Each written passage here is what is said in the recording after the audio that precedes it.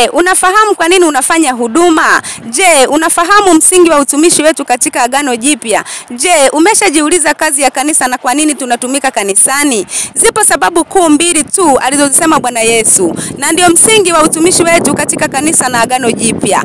Chunga usitumike nje ya sababu hizi. Sababu ya kwanza, kutimiza amri kuu, Mathayo 22:37 hadi 39, yaani kuabudu. Tunafanya huduma ili kutimiza amri kuu. Kumpenda Mungu ndio kuabudu, na kuabudu sio kuimba kwa hisia, bali ni kumpenda Mungu kwa moyo wako wote. Amri kuu haitimii kwa kumpenda Mungu tu, bali na kumpenda jirani yako, Mathayo 22:39. Hivyo kazi ya kwanza ya huduma ni kumwabudu Mungu na kujenga ushirika na wengine. Sababu ya pili, kutimiza agizo kuu, Mathayo 28:18 hadi 20. Hili ni agizo kuu la Bwana Yesu, yani uinjilisti, umisheni na kuwafanya wanafunzi wa Yesu.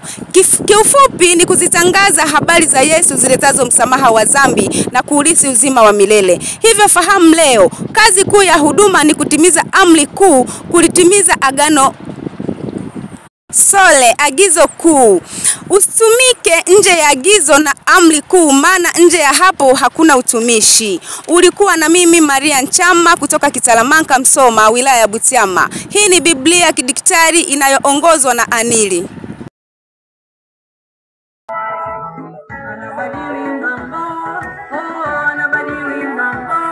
Usiache kumuita Yesu, yeye anabadili mambo. Piga kelele usinyamaze, yeye anabadili mambo. Usichoke kumuita Yesu.